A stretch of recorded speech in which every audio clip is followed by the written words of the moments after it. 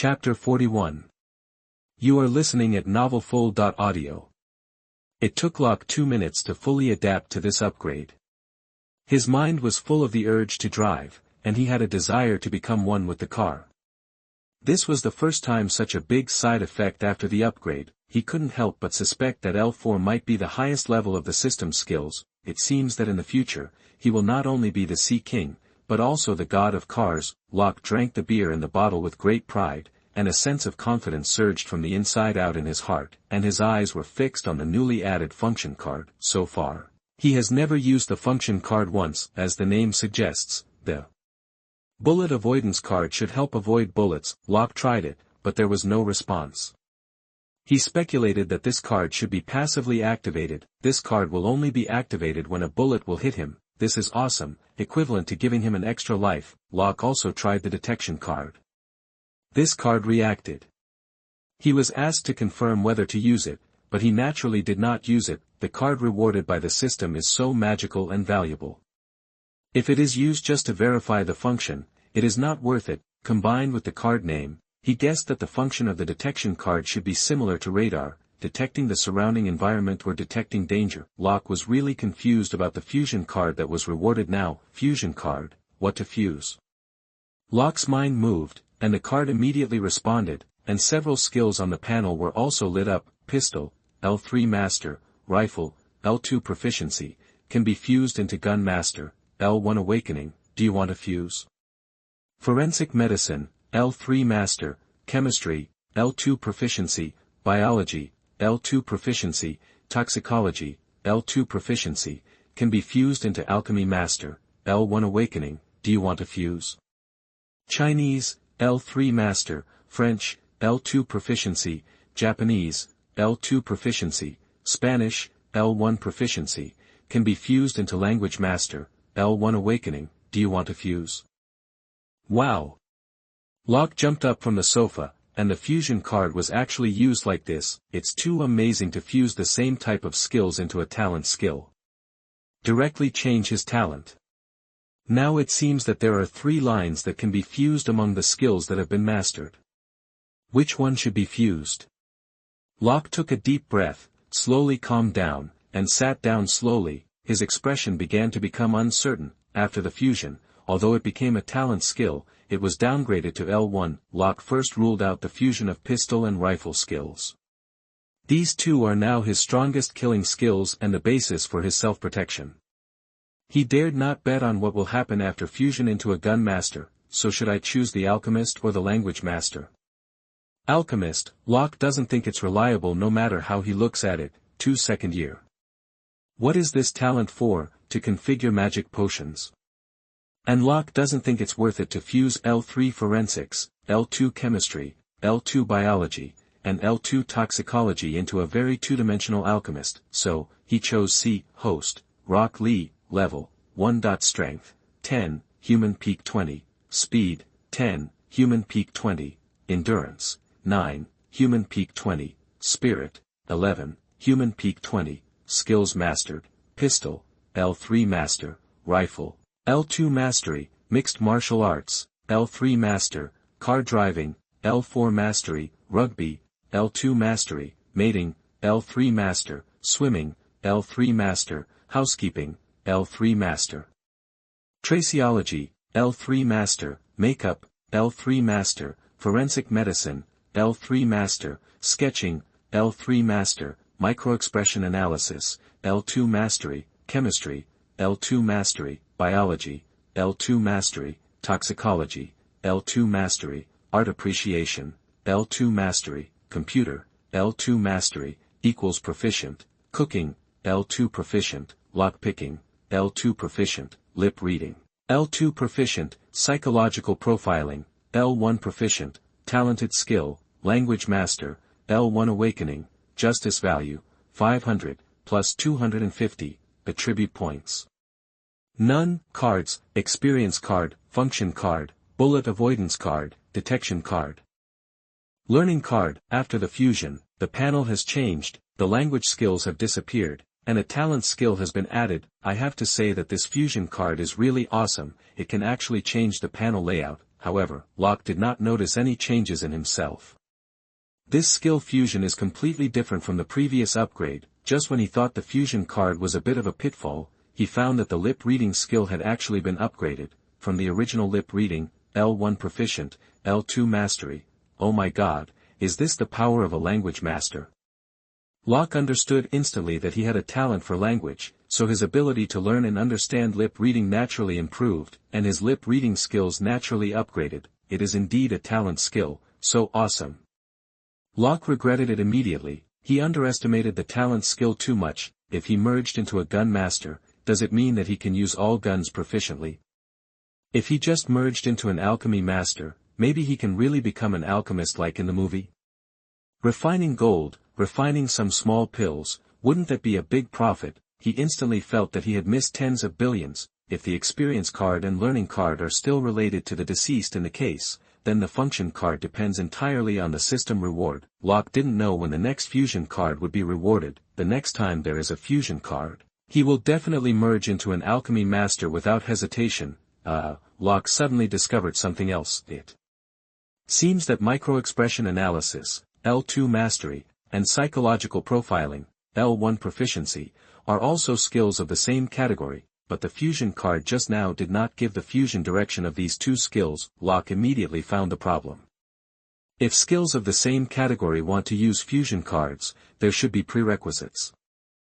At least one skill needs to reach the L3 level. Looking at the three previous fusion options, his pistol in the gun master is L3, his chemistry in the alchemist is L3, and his Chinese in the language master is L3, so the system gave these three fusion lines, and microexpression analysis, L2 mastery, and psychological profiling, L1 proficiency, obviously did not meet the triggering conditions. Locke breathed a sigh of relief.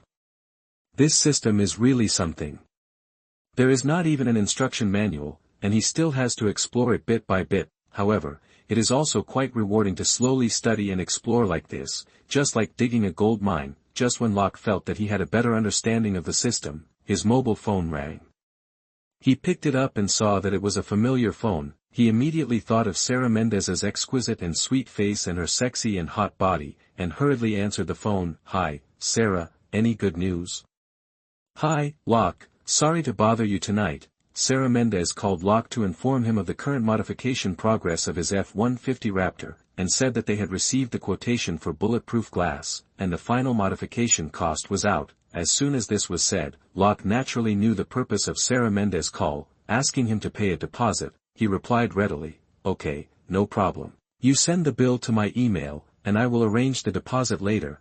To be honest, after upgrading to L4, he had some new ideas about the F-150 Raptor, but when he thought that this car was his daily car, he gave up the idea of changing his mind. He could only go back and find a car that was more suitable for modification to put those ideas into action. Locke told Sarah his email address, took a Bud Light from the refrigerator, and walked to the balcony. He suddenly remembered the wild and silent beauty of Sarah when she was racing, and he suddenly had the urge to race with her. Just as Locke was about to send an invitation, he fixed his eyes and found that there was someone on the roof opposite, holding a telescope, and seemed to be observing him. His heart sank suddenly. Someone was monitoring him. Chapter 42. You are listening at novelfull.audio. On the rooftop opposite Grant's apartment, Sophia crossed her arms over her chest, looking hopeless. Tom Williams next to her was spying on Locke with a telescope. Tom, can you let someone else drive for you next time? I also have a private life. I think you should see a psychiatrist. Voyeurism is a disease, but your private life is to go to the bar to find a one-night stand. Sophia, you should see a psychiatrist. Captain Tom sarcastically retorted to Sophia, who was not moved at all. He continued to observe Locke and said to himself, what show are you watching so intently? Sophia looked offended, but she also knew that she could not do anything to Tom Williams. Out of boredom, she also picked up the binoculars and subconsciously licked her lips. To be honest, with his looks and figure, it's a waste for him to join the LAPD. He should go to the San Fernando Valley. Captain Tom put down the binoculars, turned his head and said seriously, Sophia, you know, office love is not allowed in my team. and the same goes for one-night stands. Please remember this. Sophia also put down the binoculars and said expressionlessly, "Yes, sir." She said coldly, "Don't worry, even if I want to, he won't fuck me. The last time we met, he didn't even look at me straight in the eye." Captain Tom shrugged. From his latest mate selection criteria, "You are indeed not his type." Sophia was too tired to complain, and asked coldly, "Didn't you come here to peek last week? Why are you coming here to peek again so soon? Since you value him so much, why don't you just apply for a transfer order?" Captain Tom replied seriously, "I am indeed going to apply for a transfer order. The FBI has already sent him a trial invitation letter. I can't let those idiots get ahead of me." Sophia was surprised. The FBI also has a fancy for him. Captain Tom saw Locke suddenly stand up, picked up the telescope again, frowned and said, "Is there any game at this time?" It doesn't look like a celebration." After mumbling, he replied, "He helped the FBI find Harry Bellion." The FBI, those idiots actually tried to use Harry Bellion to trap the doctor, but they naturally messed up. Sharp observation, professional level sketching, and lip reading, fully qualified, Sophia said in disbelief. How did he find Harry Bellion? After Harry Bellion disappeared, many people said that he asked the doctor to help him with plastic surgery.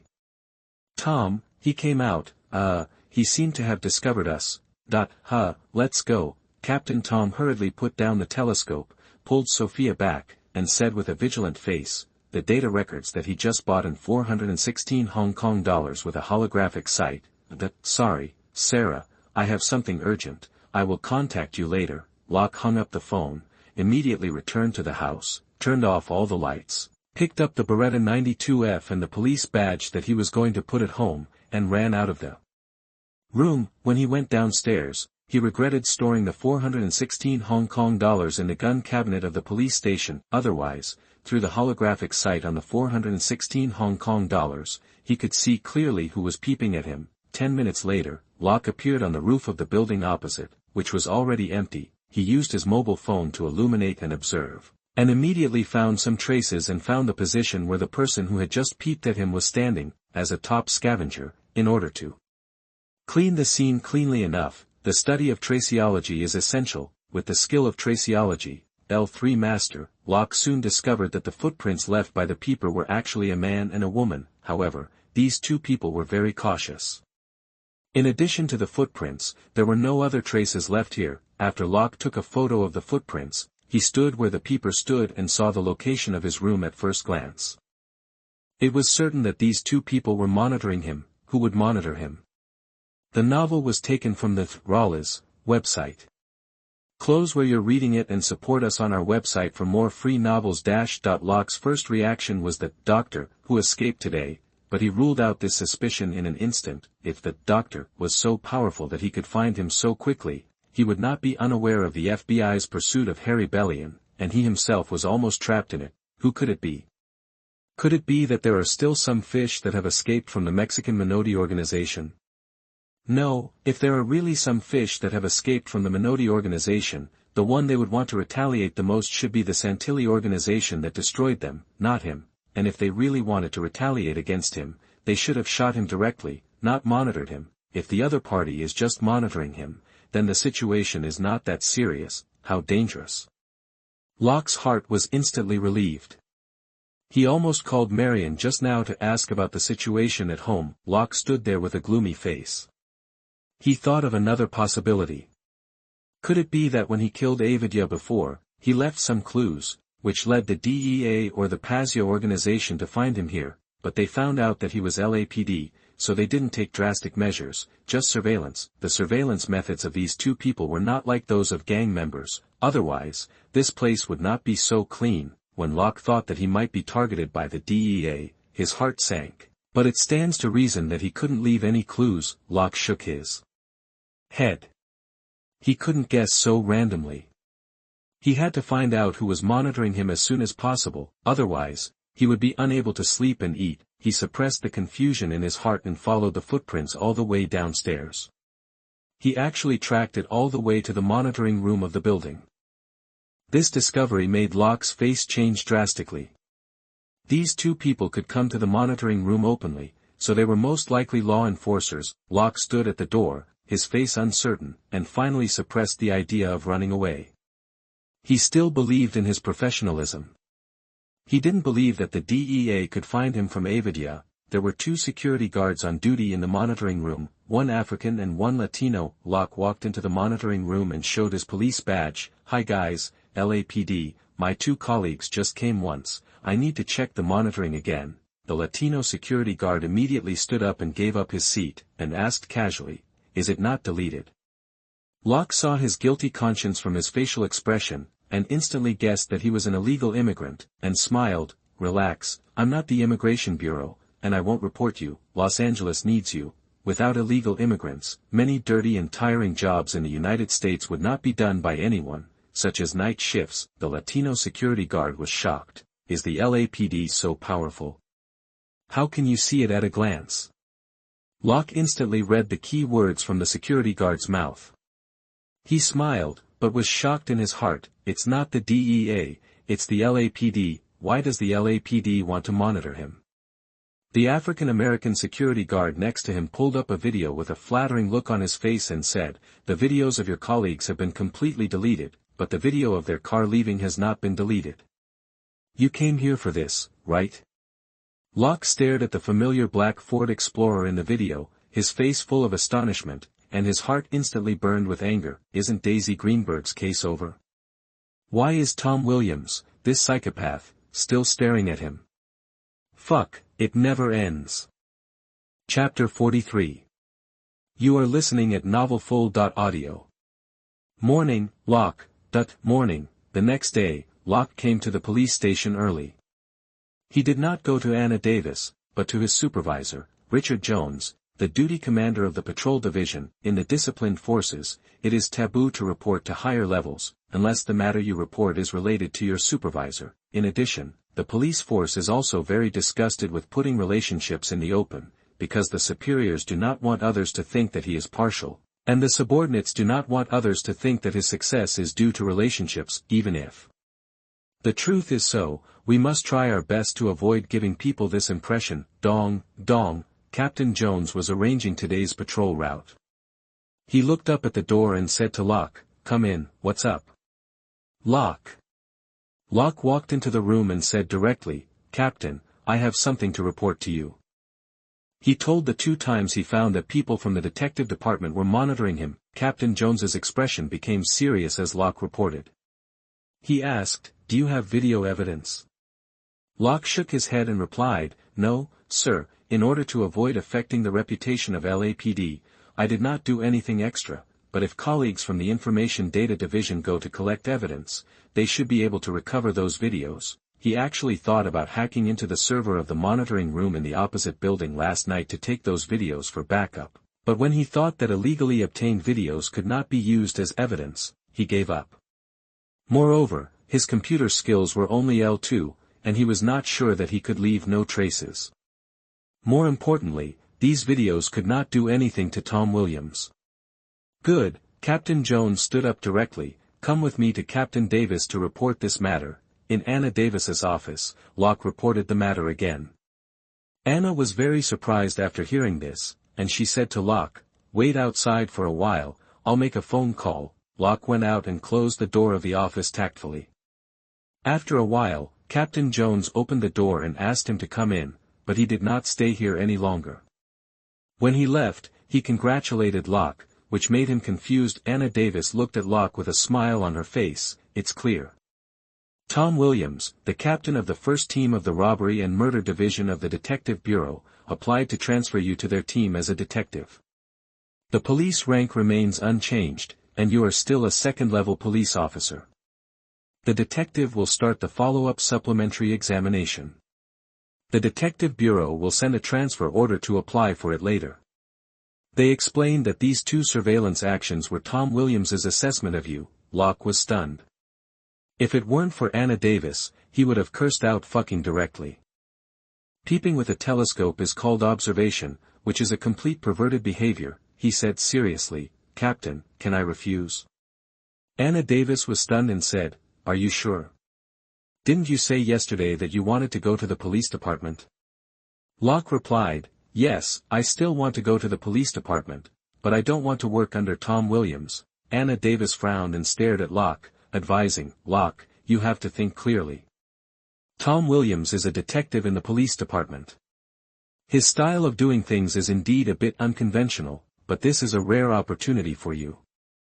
His crime-solving rate has exceeded that of the legendary Detective Henry Morgan of the Los Angeles Police Department. You join his team, which will be very helpful for your future development. I suggest you don't act on impulse. You'd better discuss it with Marion. Locke replied firmly, it is because Tom Williams is so powerful that I don't want to join his team. Anna Davis asked, why? Locke said confidently, because I don't want to be a shadow under the brilliance of Tom Williams, I want to surpass him. He has a cheat, why should he be the younger brother of this psychopath? Anna Davis stared at Locke in a daze and said helplessly, do you know what the consequences of rejecting this transfer order are? Locke nodded and said, I know. Anna Davis shrugged and said, in terms of stubbornness, you are exactly the same as Marion. Okay, I respect your decision, but you must know that if you reject the transfer order from the Detective Bureau, even if you pass the detective exam, the difficulty of applying to the Detective Bureau will double, Locke said confidently. As long as I am good enough, the Detective Bureau should not reject me. Anna Davis looked like she didn't want to talk to him. Okay, you can go out to work. Locke knew that Anna Davis was doing this for his own good. Before leaving, he said gratefully, thank you, Anna. Anna Davis said coldly, please call me Captain. Locke looked embarrassed and said seriously, thank you, Captain. 7 Adam 15, start patrol. Copy. Locke put down the walkie-talkie, frowned, and couldn't stand this Ford Crown Victoria Police Interceptor, CVPI, anymore. After the car driving was upgraded to L4, all the problems of this car were clearly reflected in his mind. Although the engine of this car is a 4.6-liter V8 engine with 254 horsepower, the vehicle's braking and suspension systems have also been specially strengthened, but he is too old, it feels like. Driving an old horse, LAPD Crown Victoria CVP, Crown Victoria CVPI V8 ZZ, Code 2, Shiver Street, someone called the police and said they were robbed. 7 Adam 15, copy. Locke glanced at the specific address registered on the driving computer, lightly stepped on the accelerator, and the car turned smoothly and drove towards Shiver Street. At this time, David, who had been silent since getting in the car, finally spoke up and asked in confusion, are you out of your mind? I heard that you rejected Tom Williams's call-up. Do you know what you missed? Locke looked at him in surprise, how do you know?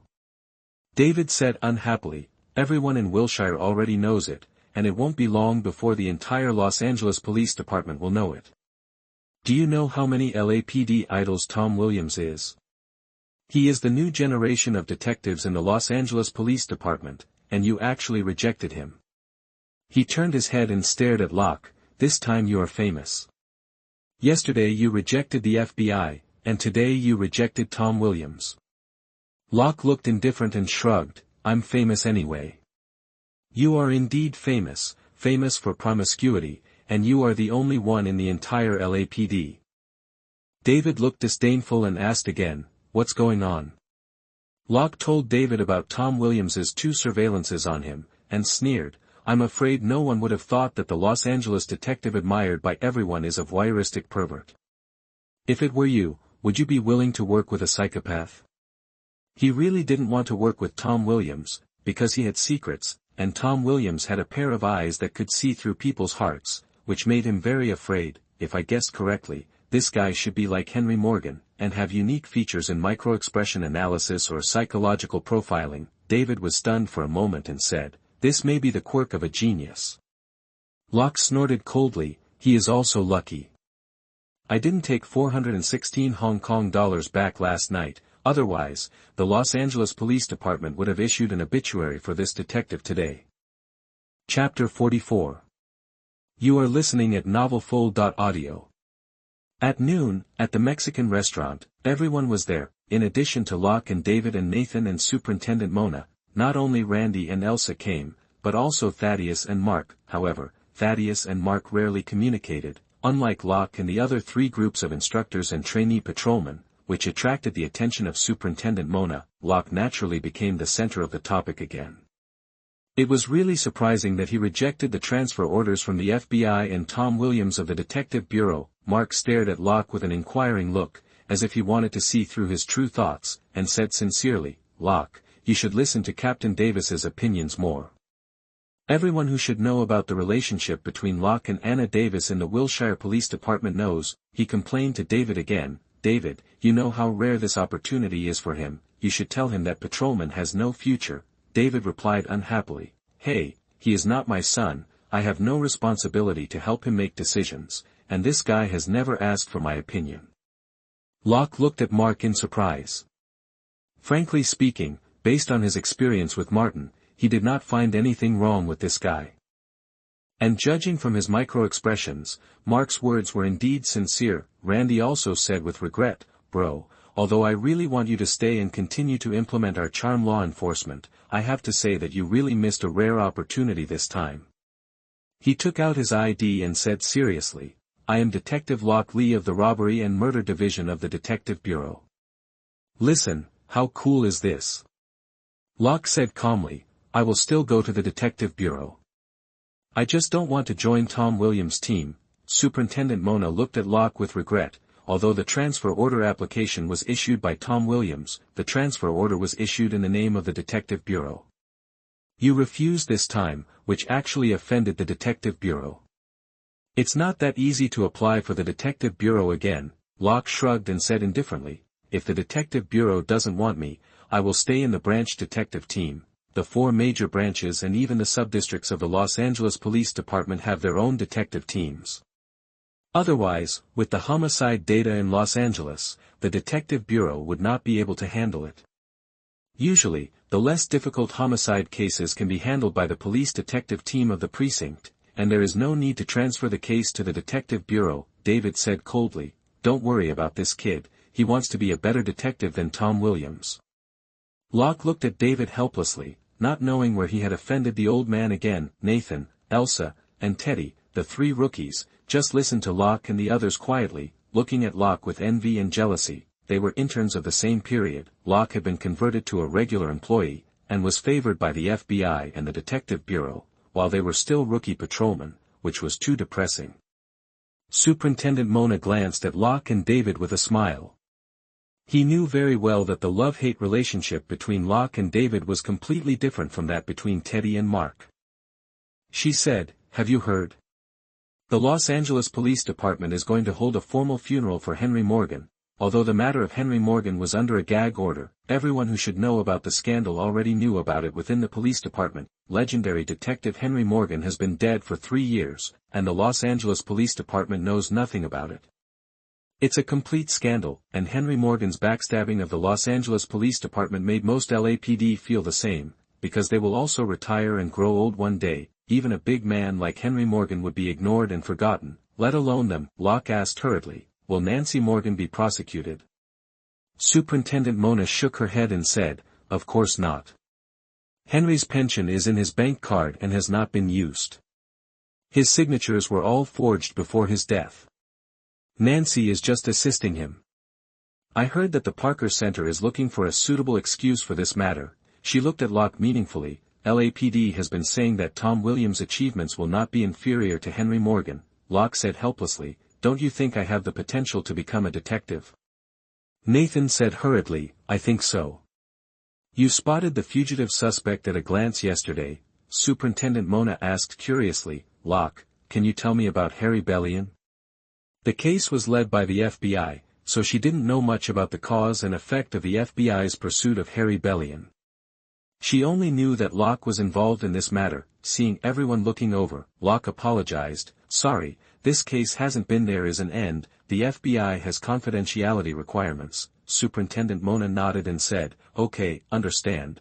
In the afternoon, Locke and David finished today's patrol, took off their equipment, changed their clothes and prepared to go home. Locke hesitated for a moment, and finally did not take the 416 Hong Kong dollars home. He still put the 416 Hong Kong dollars, Glock G18 and Remington M870 in the gun cabinet of the police station, and only carried the Glock G19 for self-defense. Randy came over as soon as he entered the duty room. Guys, Nathan is in trouble. He caught a beautiful lady today, and the woman said she wanted to make trouble for him. TSK, you didn't see it, the woman was like a Hollywood actress, and when she took pictures, she was like a celebrity taking publicity photos, just like when Paris Hilton was arrested last time. Locke was a little unconvinced. It was not so easy to meet a beautiful woman. He asked, where is the person? Where is he imprisoned? Elsa next to him said contemptuously, she was bailed out a long time ago.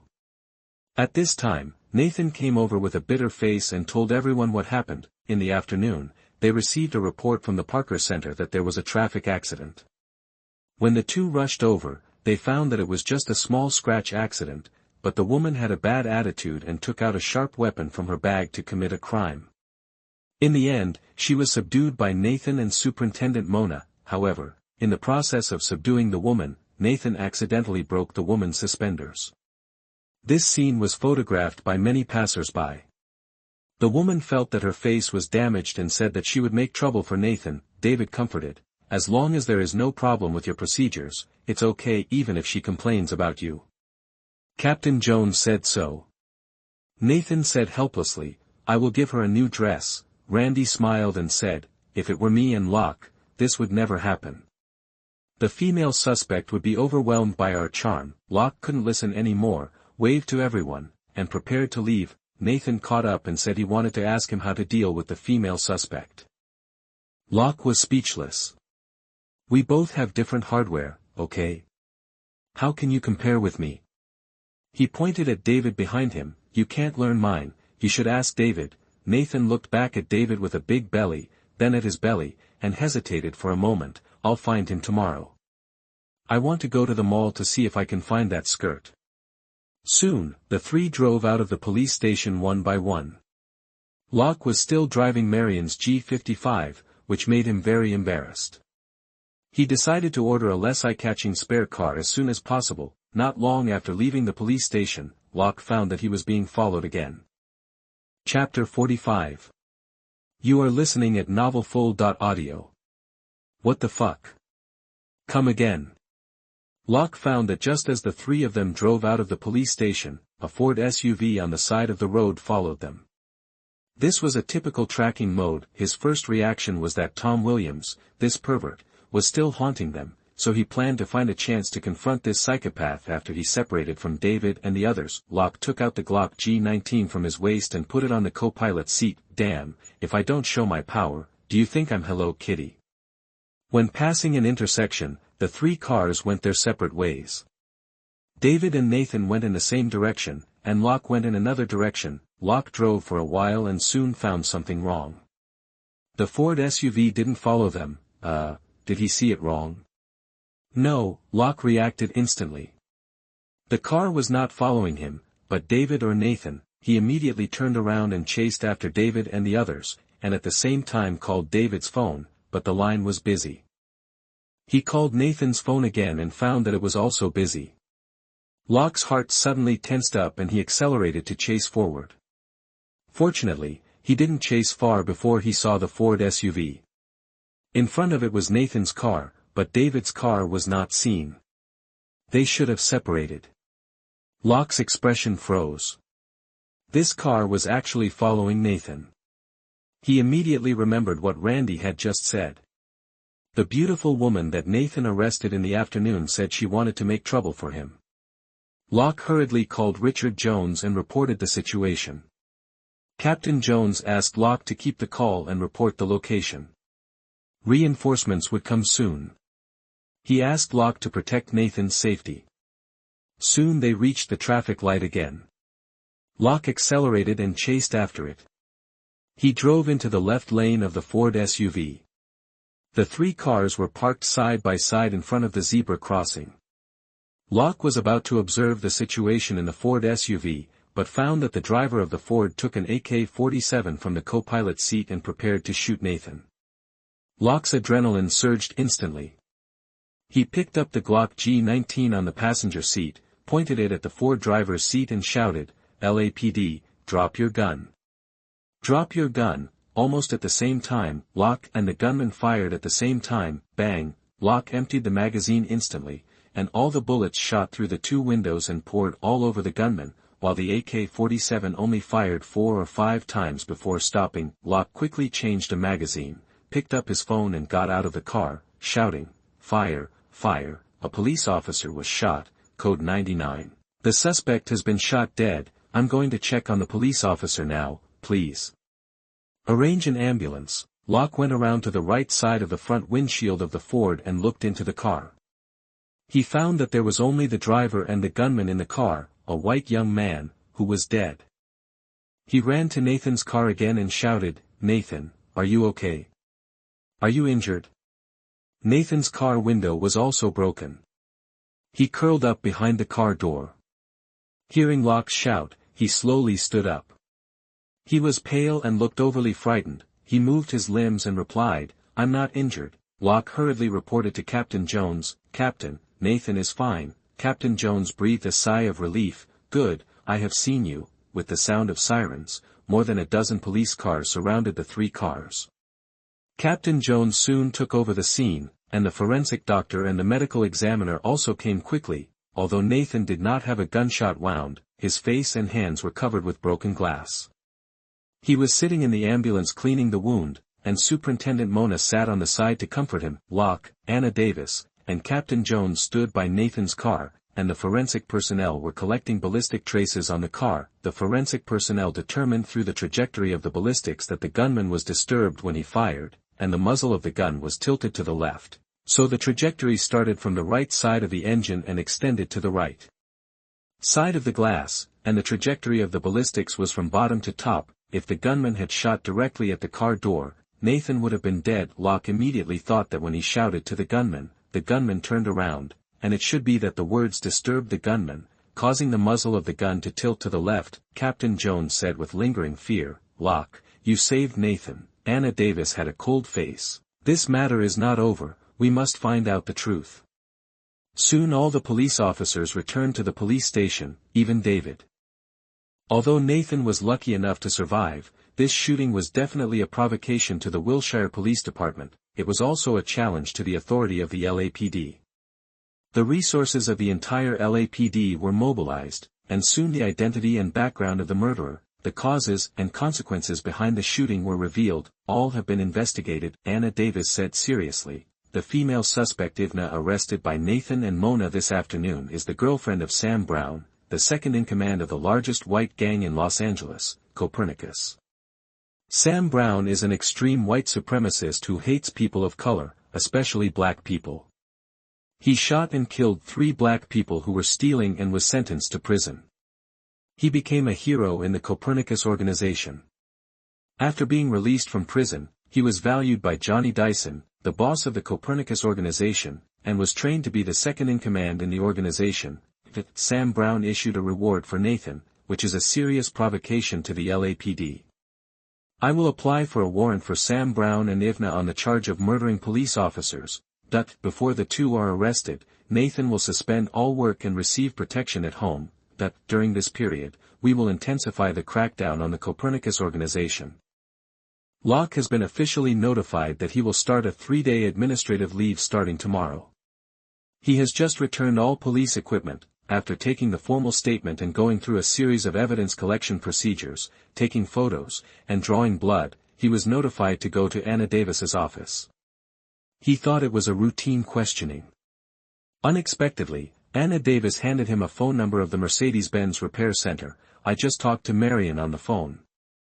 She won't blame you for damaging her car. You can send the car over later.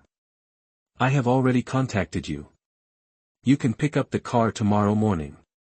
The police will reimburse you for this bill," Locke said hurriedly. "Thank you, Captain." Anna Davis smiled and said, "You can call me Anna now, Locke. I am proud of you. In recognition of your heroic actions today, I will apply for a police life-saving medal for you."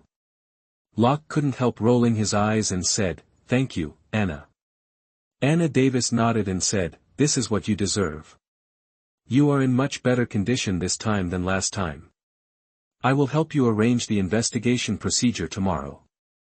I hope you can complete the investigation as soon as possible and return to work quickly." After leaving Anna Davis's office, Locke found Nathan, David and Randy waiting for him. Randy hit Locke. "Bro, you are the hero of all of us." Nathan looked at Locke with gratitude and gave him a big hug. "Locke, thank you, you saved my life." Locke was a little unaccustomed to hugging men, patted his shoulder. "We are teammates, this is what I should do." After dealing with Nathan and the others, Locke walked to the parking lot with David. David asked with concern, "How do you feel? Do you want me to accompany you to see a psychiatrist?" Locke pondered for a moment and shook his head. "I don't think it's necessary. I am here to save Nathan, right?" David said with relief, "I am relieved that you think so." Locke also said, "I'm not here for a few days, you should take it easy. The Copernicus organization is different from ordinary gangs. Most of them have automatic rifles." David said solemnly, "Don't worry, things should not get worse.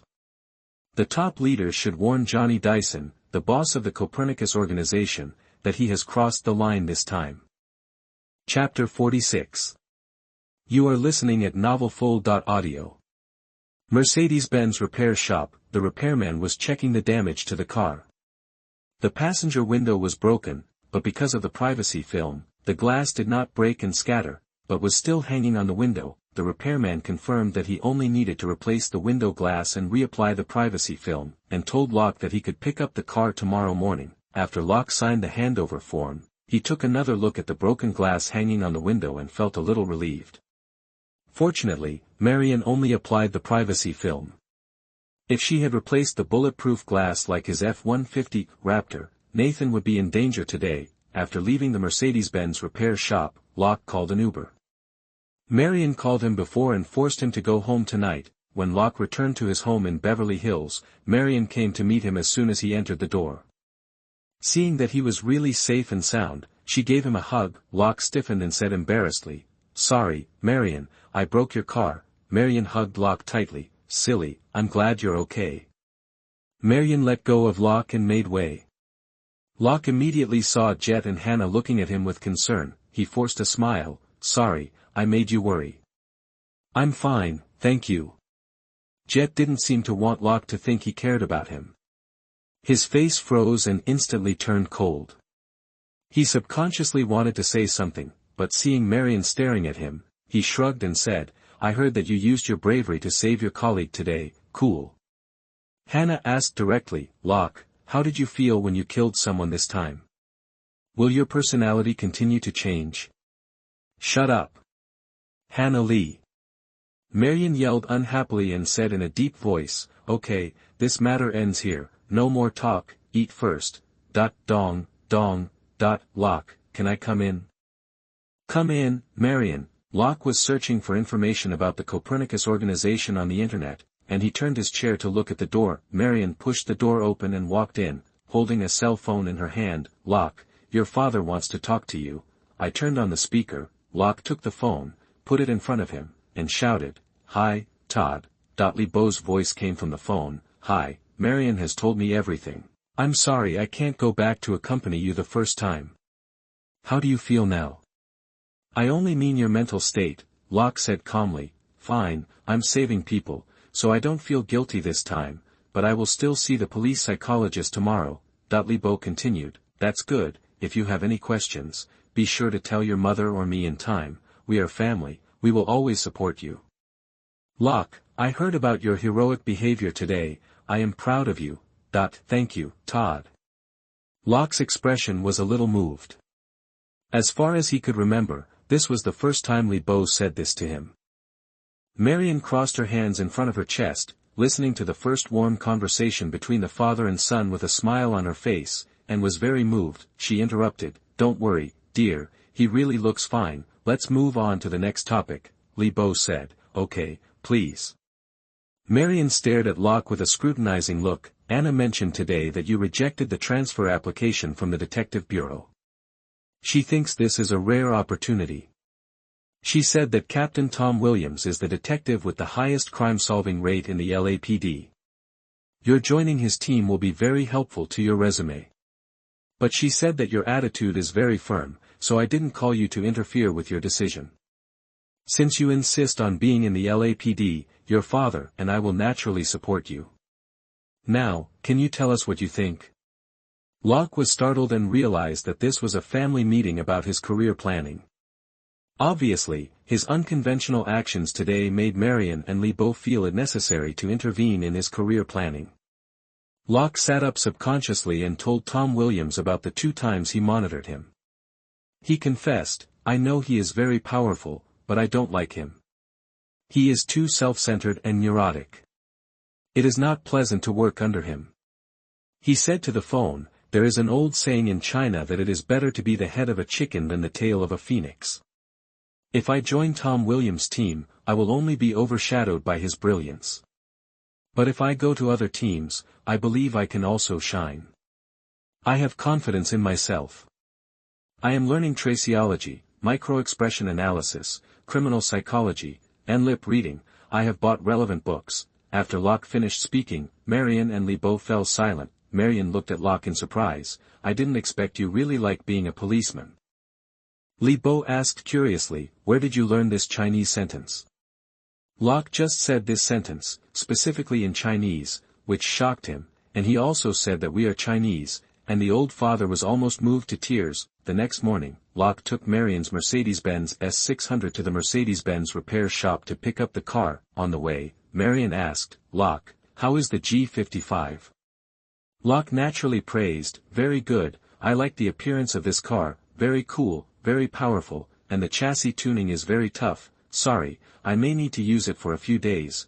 Marion nodded and said, as long as you like it, then this car will be given to you as a gift for your joining LAPD. Locke turned his head and said in disbelief, Marion, are you serious? Marianne's G55 AMG, he remembered, cost about $170,000, which is not a car worth tens of thousands of dollars. Although the Locke family is also rich, they are not top-tier rich people and will not give their children too luxurious things. Marianne nodded and said, of course, but I have a condition. Locke breathed a sigh of relief and smiled. Okay, you say, Marianne said, I hope you will let me take care of the FBI reward. My father and I don't want you to have such a large sum of money at your age. Don't worry, we are just helping you manage your finances. When you need it, the principal and the income will be returned to you. Locke said indifferently, okay, no problem. After deducting taxes, the reward for Harry Bellion should be only about $300,000. Marianne didn't expect Locke to agree so easily, and she was a little surprised. Okay, you are here, I will prepare a transfer contract later, and you just need to sign it. Before getting off the car, Locke asked curiously, Marianne, why do you suddenly want to give me a car? Including the training time, he has been in LAPD for almost a year. He doesn't believe it is a gift for joining LAPD. Marianne hesitated and said, Jennifer's mother is the director of Cedars-Sinai Medical Center. It would be too shabby for you to date her in an F-150. Locke was stunned for a moment. He thought that Jennifer Gray's family background should be extraordinary, but he didn't expect it to be so awesome. Cedars-Sinai Medical Center is one of the top 3 hospitals in the United States. The social status and connections of the director of such a hospital can be imagined, he said indifferently. Jennifer doesn't care about this kind of thing at all. With the degree of attachment Jennifer Gray has to him, he has no problem riding a shared bicycle. Marianne smiled and said, I know, but this is also a kind of social etiquette. The United States does have the concept of family status. Locke shrugged, pushed the door and got out of the car. When closing the door, he asked with concern, Marianne, you have always liked off-road vehicles. You gave me the G55, so what will you do? Marianne said calmly, I will buy a replacement car. I have my eyes on a Rolls-Royce Cullinan and have already reserved it. Okay, help me close the door, I have to go. Locke watched the S600 leave smoothly, and always felt that something was wrong. Is this my biological mother? Chapter 47. You are listening at novelfull.audio. The so-called administrative leave is actually a name of beautification. If it is suspension investigation, it may be more intuitive. After Locke got the car, he went straight to the Wilshire police station. Anna Davis arranged his investigation procedure in the morning. Although Locke had experienced this kind of investigation procedure once, he was still a little unhappy when he thought about facing it again, because this set of procedures basically treats him as a criminal suspect. The American judicial system has always been implementing the so-called procedural justice. Although this seems to be fair and just, for Locke, it is a kind of unnecessary effort. This incident is so clear, but it still has to go through the so-called procedure, which is simply a waste of taxpayers' money. Last time, he had been acting in the psychological trauma stage after the first murder, silent and taciturn, and he dealt with this set of procedures with the same expression, and also received a lot of sympathy and comfort. Hi, Locke. Locke, well done. Locke, thank you for your bravery. Back at the police station, Locke found that more colleagues greeted him. This time, Superintendent Mona accompanied Locke to complete the investigation procedures.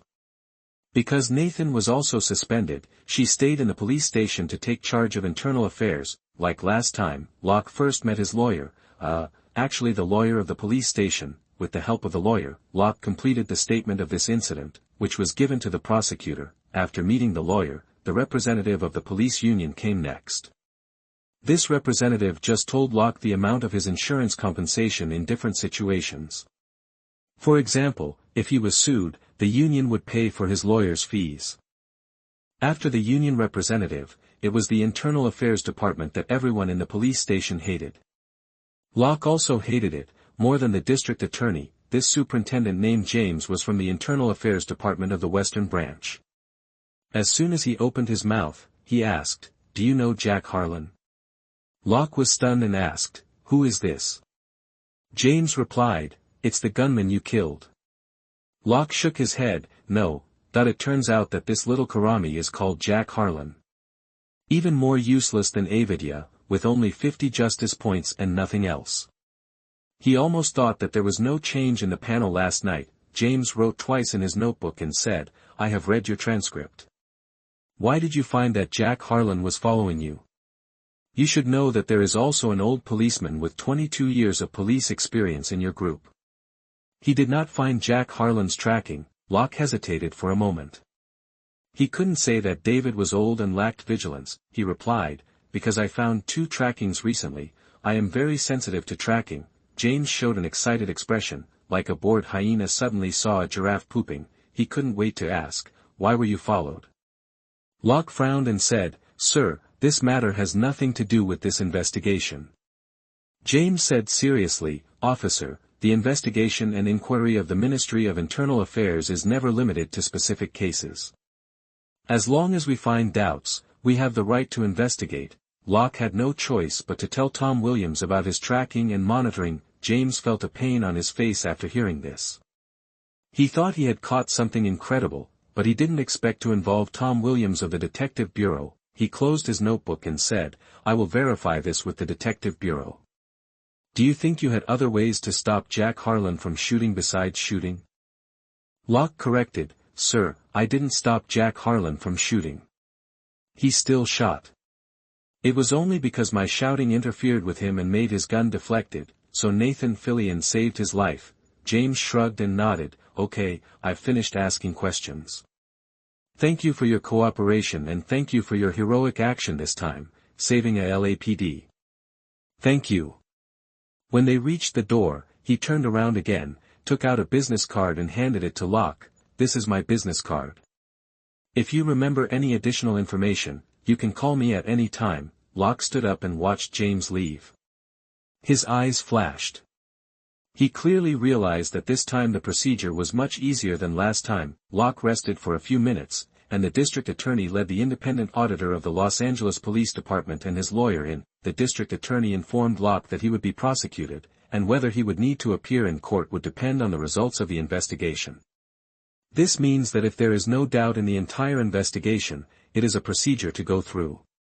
If there is any doubt, Locke will need to appear in court to accept the prosecutor's questioning. The questions asked by the prosecutors were similar to those of the Ministry of Internal Affairs, but they were more detailed. For example, did Locke know Jack Harlan, did they have a grudge against each other, etc. They also asked whether Locke had other non-lethal weapons at hand at the time, and whether shooting Jack Harlan was the only option. Well, these questions seem stupid, But, this is the procedure. After the investigation and questioning, in order to ensure the fairness of the investigation results, Locke did not stay in the police station and left the police station directly. His administrative leave also officially began. Locke first went back to Gran apartment, where he had found a good place to hide money. In Gran apartment, on the same floor as him, there was a young Japanese woman named Suzuki Nami, who was one of his former sex partners. Suzuki Nami used oriental aesthetics and looked sweet and cute, but she was too short, only 1.55 meters tall, and her figure was the type of thin branches with big fruits, which was also attractive. Locke refused at first, always feeling guilty, but once they drank sake together, he couldn't help it and had sex with Suzuki Nami, and almost got into trouble. The sizes didn't match at all, and he was so scared that he didn't dare to have anything to do with this woman anymore. However, Nami Suzuki couldn't forget him, and she sent him messages every now and then on WhatsApp, with a completely girlfriend tone, which was very morbid. At first, Locke thought that this woman had a special fetish, but later he searched and found out that Japanese women had genital worship, and then he understood why this woman was even more obsessed with him after almost getting into trouble that time. Because they were in the same apartment, Locke couldn't be too decisive, and he never added her account to the blacklist. The day before yesterday, Nami Suzuki left a message to Locke, saying that she was going back to Japan for 2 months, and asked Locke to take care of himself and not to miss him. She also mentioned again that she wanted to drink sake with him after she came back. Nami Suzuki's text message gave Locke inspiration, and he immediately decided to hide the more than $2 million he got from Awadea in Nami Suzuki's apartment. He believed that in 2 months, he could get a safe house. He was going to finish this last night, but something unexpected happened and Marion called him to force him to go home, so he was delayed. When he returned to the apartment, it was working hours and there were no people on the entire floor. Locke walked into Suzuki Nami's apartment with his travel bag, but he noticed that there was a camera in the room just as he was about to walk in. It seems that Japanese girls also have basic security awareness. He quickly hid in the entrance, put down his travel bag, and turned off the power of the floor. When he went out, he returned to the room again, and then he didn't feel the camera's gaze, because he had practiced in his room. Locke quickly unscrewed the cover of the central air conditioner on the ceiling and stuffed the travel bag in. After cleaning up the traces, he installed a hidden wireless camera.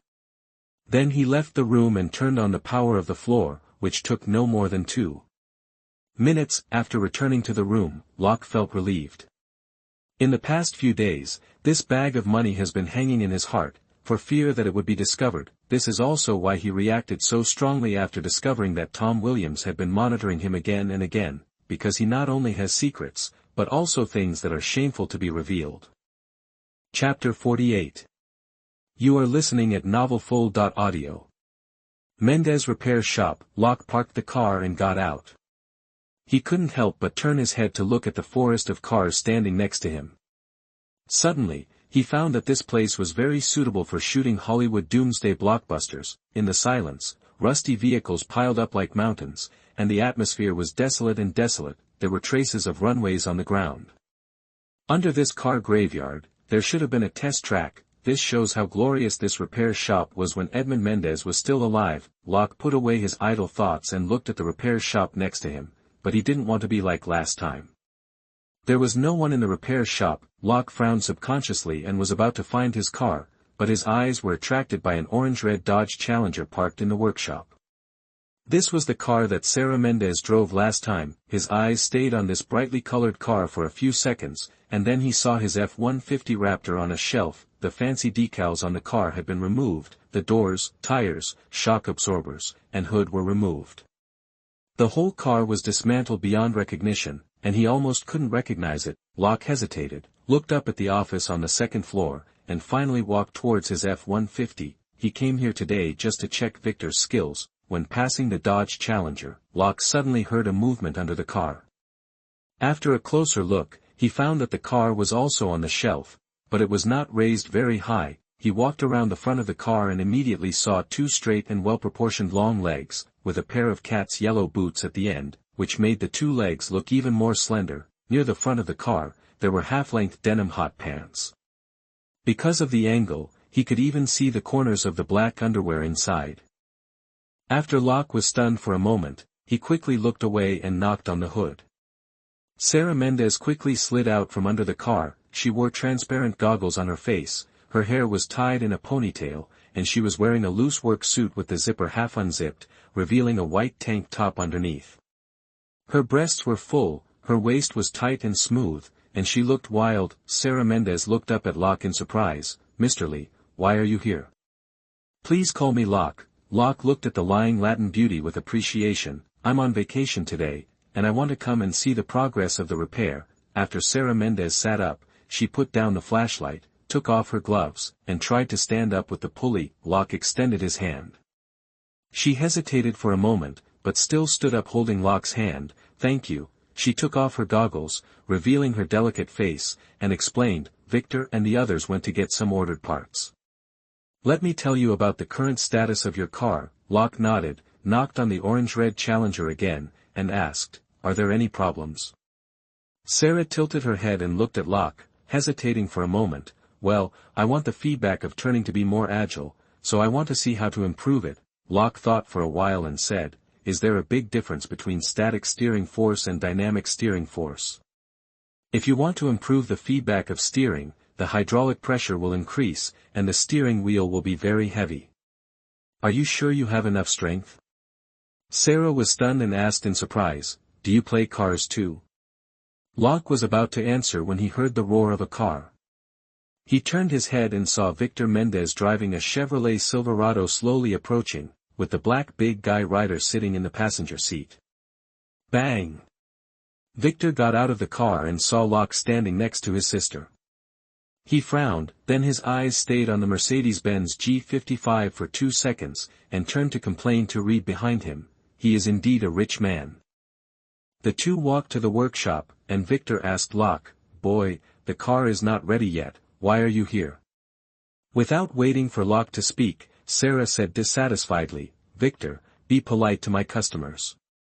Victor raised his hands. "Fine, for the deposit." Sarah smiled apologetically at Locke, took him to the F-150, and explained, "The problem with the engine is not big, it's just normal maintenance. Changed the engine oil, oil filter, spark plug, checked the oil pan bolts." She pointed at the 4 empty feet again. "All the parts arrived today, and all the shock absorbers, tires, wheels, and gun cabinets in the trunk have been ordered. The refrigerator has been ordered and can be installed when it arrives.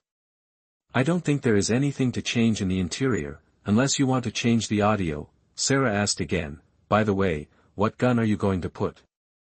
Remington M700P. Locke actually thought about getting an M1 Garand for fun.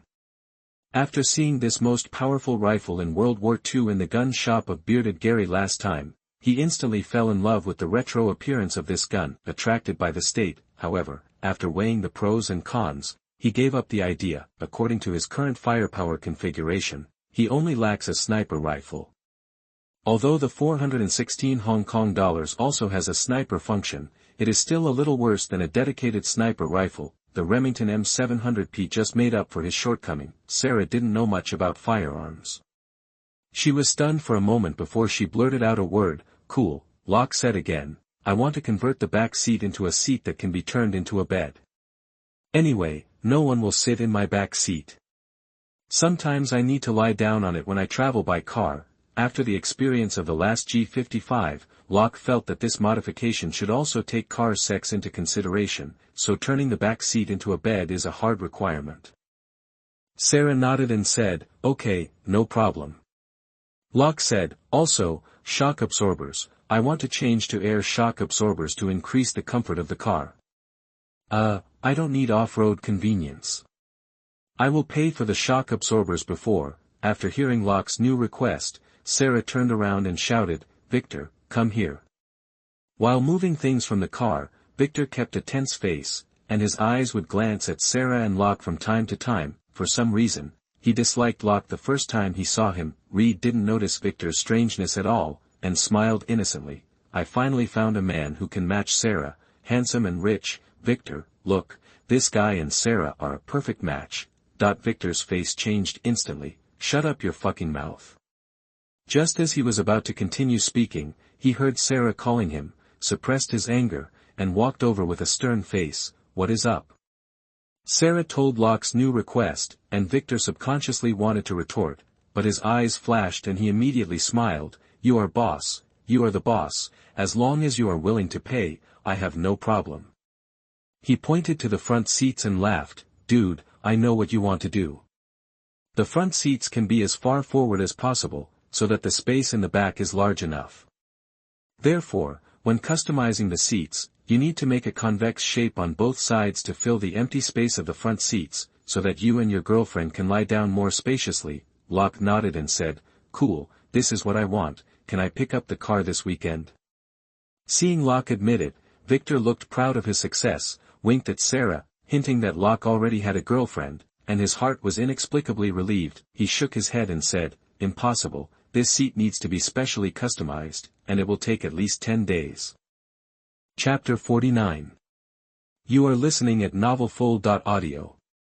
Locke thought about the efficiency of the United States and said with understanding, okay, then please place an order immediately. I will come to modify the rear seats after the seats arrive. Can we pick up the car as planned? Victor still shook his head. No, you changed the air shock absorber, this needs to be repurchased. Locke frowned slightly, thinking that Victor was deliberately making things difficult for him. Although he changed the air suspension, this thing is one of the most common accessories for cars and it is impossible to affect the modification cycle. He was going to drive this modified F-150 Raptor to a family gathering on the weekend. Sarah Mendez glared at Victor coldly and interrupted Victor, no problem, it can definitely be completed on time. Sorry, excuse me. Sarah apologized to Locke and pulled Victor aside by his clothes. She angrily questioned, what do you want to do? Do you really want the repair shop to close down? Victor looked helpless and flattered. Okay, I was wrong. You have said it many times. My service attitude is indeed problematic. I will change it. Don't worry, since you promised to pick up the car on time, I will definitely do it. Sarah stared at Victor in a daze, let go of her hand, smoothed her wrinkled clothes, and said in a deep voice, Victor, do you think I don't know what you want to do? You think that if the repair shop closes down, I will be free, right? Victor's expression froze and he looked at Sarah in surprise. He didn't expect that Sarah had already seen through his purpose. You know nothing. From the conversation between the two, he instantly understood the cause and effect of the matter. The brother thought that his sister had a talent for racing and should pursue her dream of racing, but because of her father's last words, she was tied to the repair shop. So the brother decided to let the repair shop go bankrupt, so that his sister could pursue her dream of becoming a driver without any worries, but the sister just wanted the family to be together forever and run her father's repair shop, and she didn't have any racing dreams. Great brother-sister relationship. But don't you brothers and sisters know how to communicate?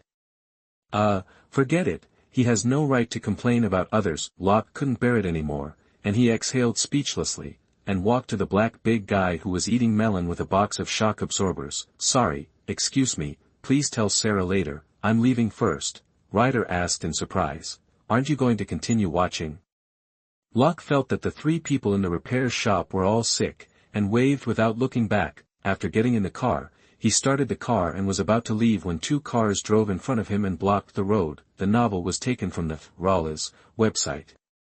Close where you're reading it and support us on our website for more free novels. Locke pressed the window and was about to let the other party make way, but he saw Victor, Sarah, and Ryder rushing over with wrenches in the rearview mirror, and he was stunned. What's going on? When he saw the three people blocking the G55 and the two Toyota cars like they were facing a great enemy, Locke reacted and hurriedly took out his Glock G19 from the glove box and put it behind his waist, got out of the car and walked over. Locke looked at the two Toyota cars and found that there were three people in each car, all of whom were fierce and looked like gang members. He stood behind Sarah and asked, what do these people want to do? Victor turned his head and said coldly, boy, it's none of your business, get back in the car, I don't want to pay for your medical expenses. As he spoke, the people in the two cars got out one by one, with tattoos on their arms. The three people in front held baseball bats in their hands, and the three people in the back put their hands in their pockets, as if they were holding something.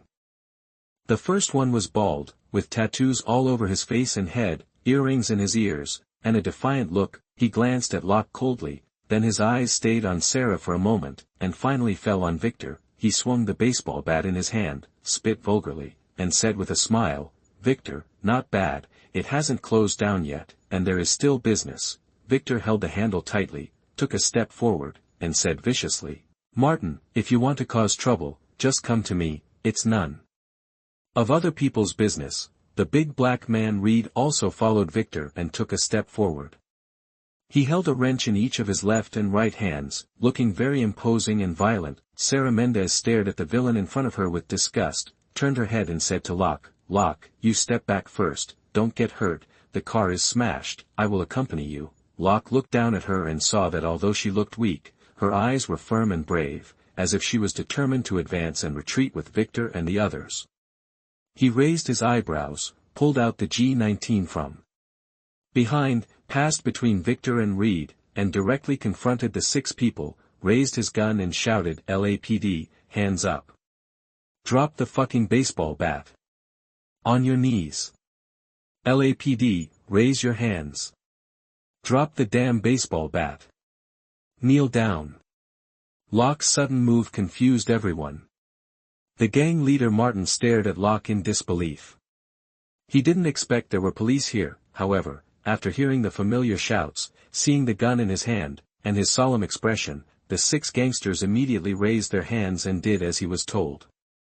They were very skilled. Soon, the 6 gangsters knelt in a row with their backs to the ground, and the weapons they had found were discarded beside them. In addition to the 3 baseball bats, there were also 6 daggers and 2 pistols, a Colt M191 and SIG Sauer SIG P320. Locke looked serious, holding a G19 on alert, took out his cell phone and dialed 911. "My police number is 9988, I am on administrative leave, I was attacked by 6 armed gangsters, the suspects have been subdued, there are 2 guns, 6 daggers, 3 baseball bats, request support."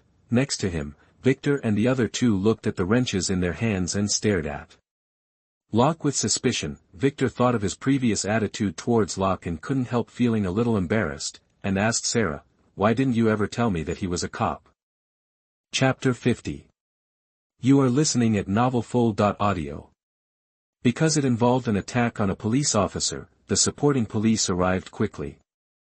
In less than 5 minutes, 4 patrol cars arrived at the Mendez repair shop. The Mendez repair shop is under the jurisdiction of the Canyon branch, and the police from the West Canyon district handled this police case. Code 4, no support is needed, the suspects have been subdued. The first person to get off the car was a white first-level superintendent.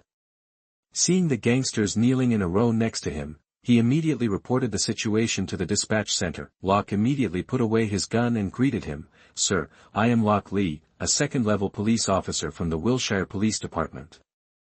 I called the police. I am on administrative leave. I was repairing my car here. When I was about to leave, I was blocked by these 6 suspects with weapons and had to subdue them. I found 2 guns on them, but I did not search their vehicles." While Locke was talking, the patrolman who got off the car walked over and handcuffed the 6 kneeling gangsters. The weapons on the ground were also put into evidence bags. With tacit understanding, Tom Burton, West Canyon Police Department, I read yesterday's report. You killed a gunman yesterday and saved the LAPD, well done. Tom Burton looked at the gangsters being escorted into the patrol car and praised again, "Cool, it saved us a lot of trouble." He turned his head and reminded, "Guys, check the car." Immediately, 2 patrolmen went to check the 2 cars driven by the gangsters. Tom Burton glanced at Victor and the other 2 standing next to him, and said to Locke, "I need to take a statement for you." No problem. At this time, Locke's cell phone rang. He looked at the incoming call, apologized to Tom Burton, and answered the call. "Captain," because it was a police officer who called the police, the Parker Center found his information based on Locke's police number and fed his alarm back to the Wilshire Police Department, so Anna Davis called to understand the situation. In fact, according to the procedure, Captain Jones, Locke's direct supervisor, could call. Locke reported the situation to Anna Davis, saying that it had been resolved and asked Anna not to worry. After casually asking about the situation at the police station, he learned that the Wilshire Police Department had arrested many people from the Copernicus organization today as a warning, and the Copernicus organization should immediately cancel Nathan's reward. after Locke hung up the phone with Anna Davis. He clearly felt that Tom Burton looked at him more seriously. Tom Burton realized that Locke's identity was not simple, as the police inspector called to ask about the situation. Half an hour later, after recording everyone's statements, Tom Burton left the Mendez repair shop with 6 gangsters and the 2 cars they drove. These 6 gangsters will not be able to get out in the short term, because the patrol officers of the West Canyon Police Department found contraband in their cars. This is simply Locke giving them credit, so Tom Burton enthusiastically invited Locke to have a drink in the evening,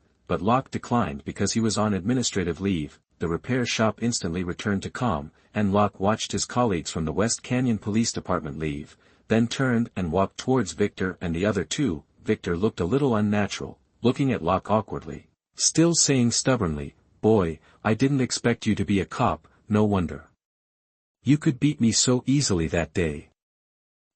Thank you, I'll give you a discount." Sarah stared at Locke with sparkling eyes, her clear eyes full of admiration. "Locke, so you are a policeman, this time it's really thanks to you." When Locke drew his gun and stood in front of her, suppressing the 6 thugs, Sarah Mendez once again felt the long-lost sense of security. The big black guy Ryder gave Locke a thumbs up. "Man, you were so cool just now, Martin. That bastard was scared into a slug by you. I didn't expect you to be a cop. Victor should not object to Sarah being with you." Locke was confused and subconsciously looked at Sarah Mendez. Sarah Mendez's cheeks turned red. She didn't dare to look at Locke. She kicked Reed hard and said coquettishly, "What nonsense are you talking about?" Victor also kicked Reed and roared, "Fuck off, if you can't talk, just shut up." Locke shrugged his shoulders and didn't take the words of the big fool Reed to heart. He asked Victor, "Can you tell me who those people are? Why are they causing trouble for you?" Victor's face darkened and said, "Let Sarah tell you." As he said that, he grabbed Reed's collar and walked away, continuing to move things from his Chevrolet Silverado. Sarah Mendez twisted her fingers and suddenly became a little shy, as if she was not used to being alone with Locke. She pointed to the second-floor office. "How about we go to the office to talk? I'll make you some coffee." Locke nodded and said, "Okay, I just want to drink some coffee." Sarah smiled. "It's not a good coffee, just ordinary Argentinian coffee," when going upstairs. Locke still waited for Sarah to go upstairs before going upstairs. Sarah waited at the stairs, and when Locke came up, she complained, "Victor and Reed have never thought about this issue, they are not as gentlemanly as you."